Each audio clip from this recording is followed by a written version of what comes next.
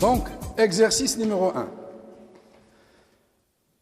Exercice 1, fil uniforme chargé, donc symétrie cylindrique, c'est déjà donné, soit un fil infini uniformément chargé avec une densité de charge linéique lambda positive. En utilisant la symétrie et l'invariance précisée, le système de coordonnées le mieux approprié, les coordonnées dont dépend le champ E et la direction de E. Deuxièmement, calculer le champ électrostatique E créé par entre point M de l'espace. Troisièmement, en déduire le potentiel entre points de l'espace. Donc, série numéro 3, exercice 1. OK. Premièrement,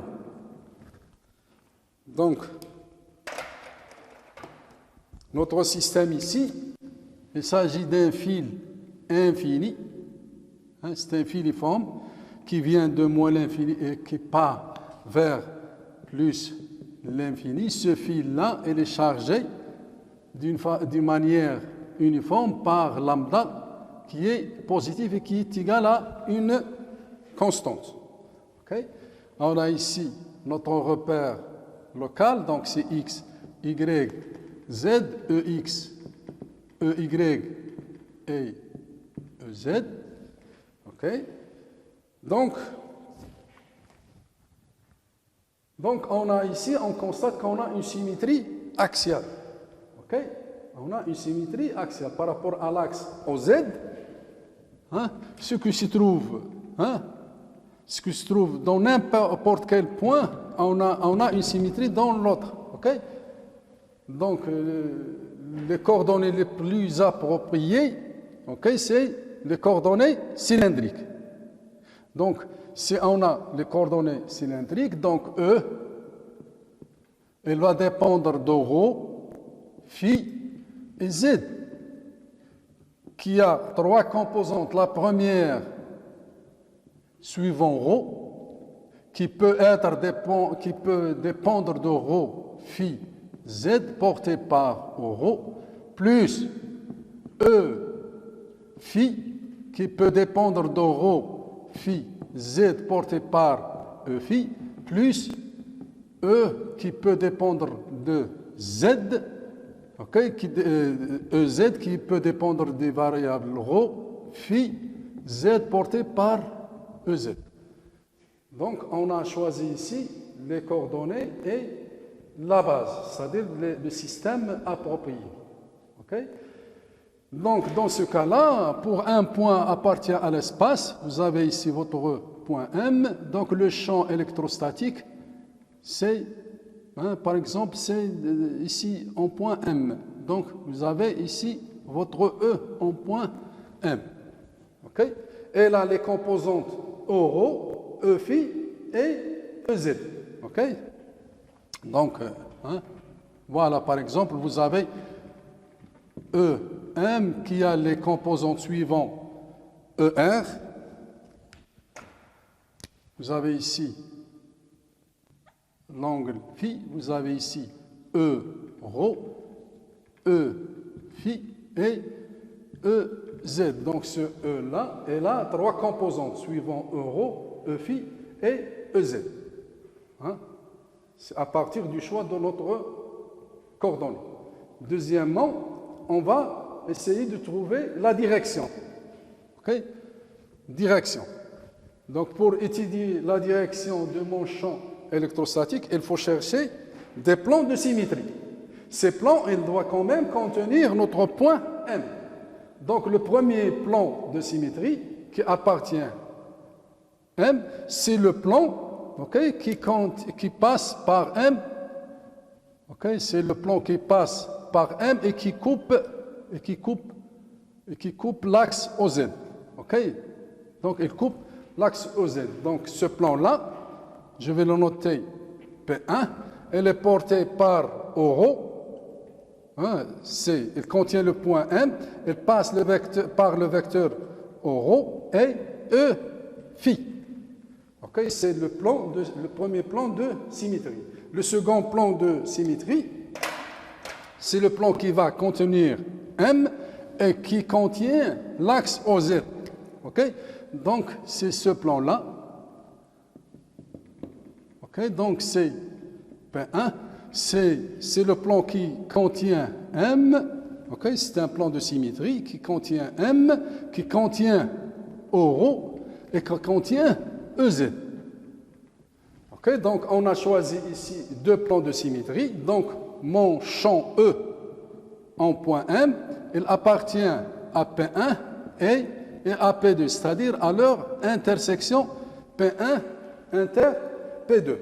P1 inter P2, donc le vecteur commun c'est euro. Et à partir de là, je peux dire que la direction de E, elle est suivant euro. Et par conséquent, donc E, qui peut dépendre toujours de ρ, phi et z, hein, donc cette fois-ci, il ne conserve que la direction, pardon, ici pas de flèche, il ne conserve que la direction suivant euro. Donc si c'est E, ρ, phi, z, euro. Donc on a déterminé la direction de notre champ électrostatique. Okay? Maintenant, il me reste à déterminer la dépendance. Donc à partir de là, je sais que mon champ électrostatique dans ce cas-là, elle est dirigée dans ce sens-là. Donc vous avez ici votre E en point M. Ok? Maintenant, la dépendance. Donc si je fais glisser ou bien translater ma distribution de charge suivant l'axe Z, on a une invariance de la charge. Donc, ce que je peux dire, invariance par rapport à OZ, ce qui implique que E, ok, ρ, phi, Z, cette fois-ci, il ne dépend pas de Z. Donc, il me reste que ρ, il dépend de ρ et phi.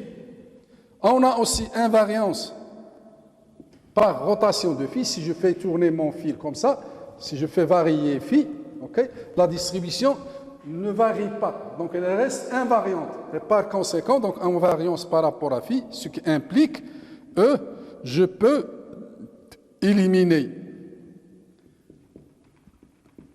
phi aussi.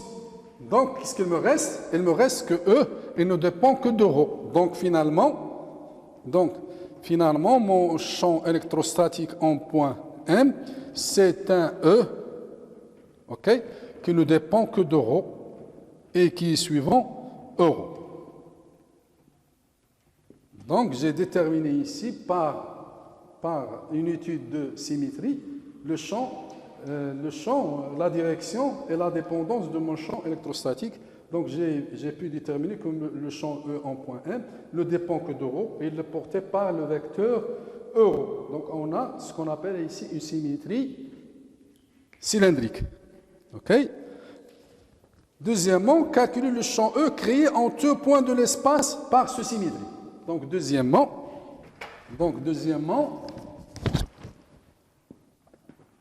on me demande de calculer le champ créé en un point M. Donc, le champ créé en un point M ici.